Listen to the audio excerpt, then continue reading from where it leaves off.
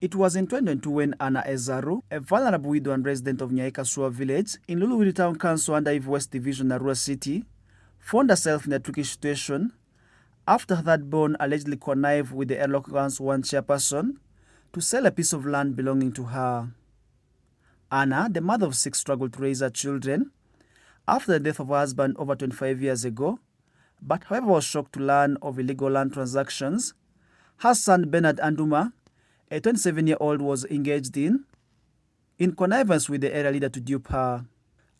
My son connived with the LC1 chairperson and picked 4 million from the purported buyer of the land. I wasn't aware of this because I was busy struggling to raise the 800,000 to compensate for the accident. We launched a hunt for him and got him from Maracha district.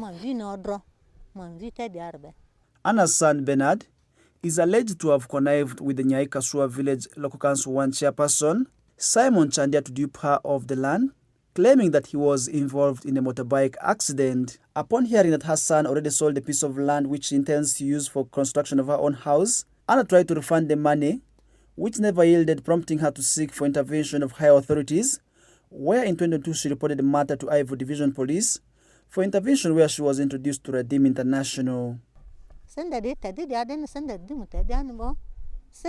So when we got the money to refund to the buyer, he called and asked us for his money because we were no longer selling the land.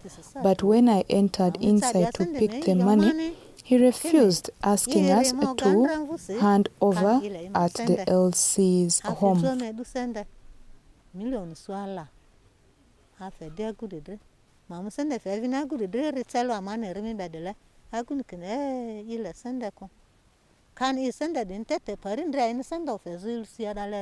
Today, Anna, who represents a number of women going through similar challenges, is calling upon them to come out and report the matter to police for interventions from stakeholders.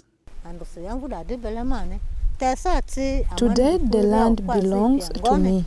So whenever I meet fellow women with similar challenges, I tell them to report to Redeem International.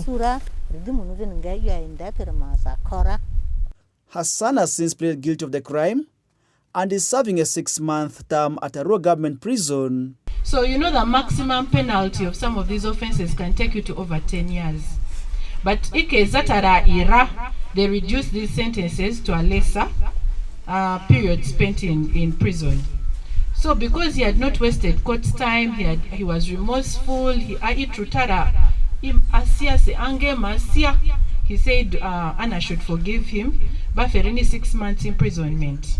Kumakech Dennis Atine, the programs manager with the Redeem International, confirms that efforts are already underway to secure land to avoid future troubles.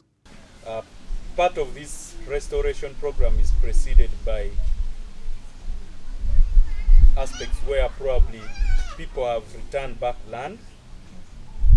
One of the things that we do, probably immediately land is returned, as you earlier on heard from the various people in our office who are talking about it.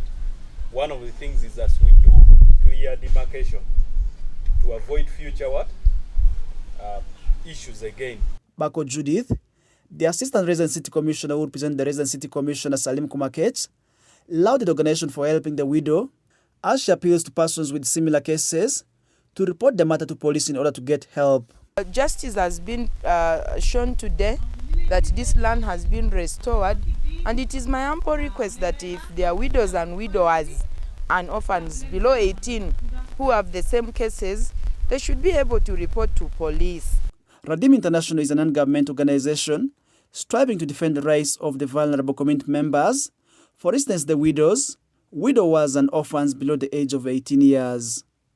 And to celebrate Anna's victory, the community members were gathered on Friday 20th of December 2024 to witness this historic activity.